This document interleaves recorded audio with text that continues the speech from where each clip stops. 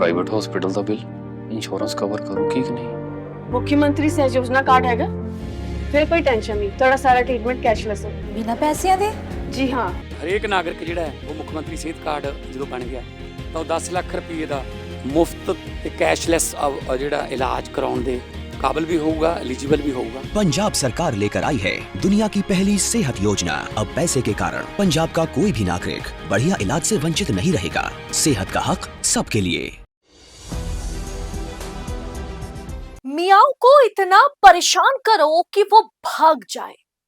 मोदी के लाडले सीएम का नफरती बयान वायरल, बेशर्मी की हदें पार। दरअसल दोस्तों पूरा माजरा है क्या बताऊंगी आपको, तो आखिर तक वीडियो में बने रहिएगा। नमस्कार, मैं हूं आपके साथ अदिति और आप 4 PM न्यूज नेटवर्क देख रहे हैं। दोस्तों मियां मुसलमानों को इतना परेशान करो कि वो असम छोड़कर चले जाए। विवादित बयान पर फंस गए मोदी के बहुत ही चहेते लाडले सीएम हेमंता बिस्वा शर्मा। हेमंता बिस्वा शर्मा और बीजेपी सीधे तौर पर मियाओं के खिलाफ है। मियाओं को परेशान करने की अपील असम के मुख्यमंत्री कर रहे हैं, कह रहे हैं कि इतना परेशान वो होंगे कि असम छोड़कर चले जाएंगे, हमें उन्हें परेशान करना होगा। बंगला बोलने वाले बांग्ला भाषी मुसलमानों को मियां मियां मियां कहकर वो पुकारते रहे। दरअसल इसका खुलासा तो उन्होंने बाद में किया, पहले ही वो मुसलमान समाज को मियां कहकर पुकारने लगे, सरेआम एड्रेस करने लगे। उन्होंने यह भी कहा कि मुसलमानों को, मियाओं को असम में वोट नहीं देना चाहिए, उन्हें बांग्लादेश में वोट देना चाहिए। हमें यह सुनिश्चित करना होगा कि वो असम में वोट ना दे सके। मियां मुसलमानों को इतना परेशान करो कि वो असम छोड़कर चले जाए। रात 12-12 बजे उनके घर जाइए।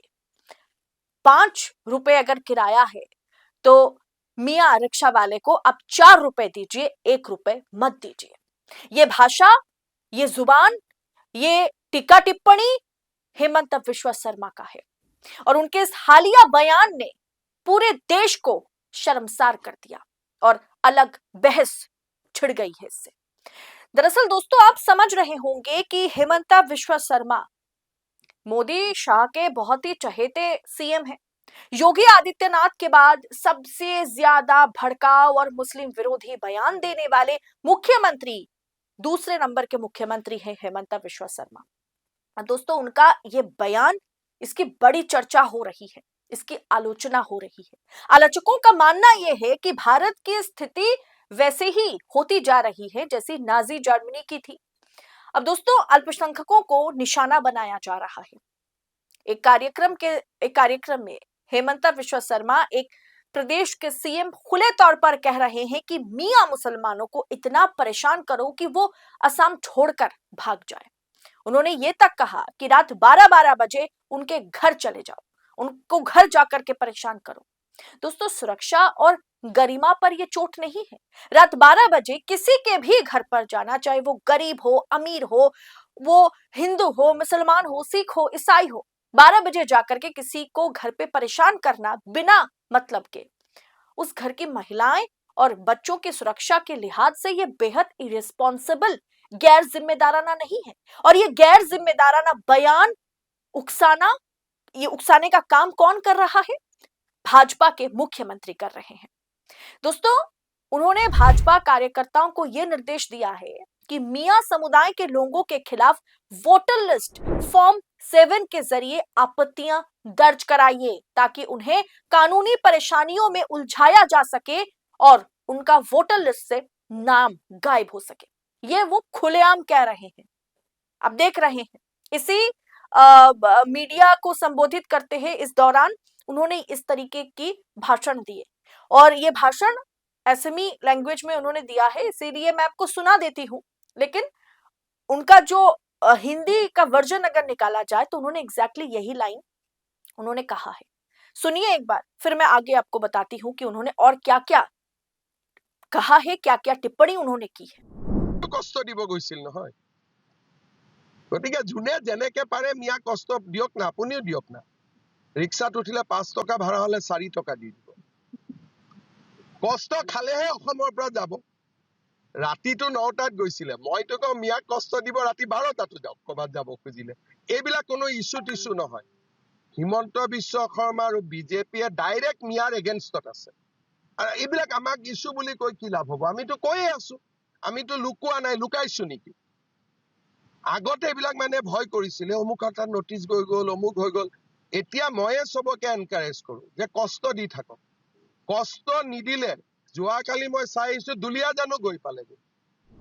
दोस्तों साथ ही रिक्शा किराए जैसे छोटे मामलों में भी कम पैसा देने की बात वो कह रहे हैं। वो कह रहे हैं कि 5 रुपए अगर किराया है तो मुस्लिम रिक्शा चलाने वाले को अब 5 रुपए की जगह 4 रुपए दीजिए, आर्थिक तौर पर भी आप भेदभाव कीजिए। अब दोस्तों कैसे किसी प्रदेश के मुख्यमंत्री इस तरीके का बयान दे सकता है और उस पर हमारी जुडिशियरी, हमारी न्यायपालिका क्यों चुप है, ये भी सवाल उठाए जा रहे हैं। सत्याहिंदी.com की एक रिपोर्ट के मुताबिक इस पूरे मैटर पर न्यायपालिका क्यों चुप है, इसे न्यायपालिका को इसमें इंटरवीन करने की जरूरत है, ऐसा इस रिपोर्ट में इसे दर्शाया गया है। न्यायपालिका पर सवाल उठाया गया है।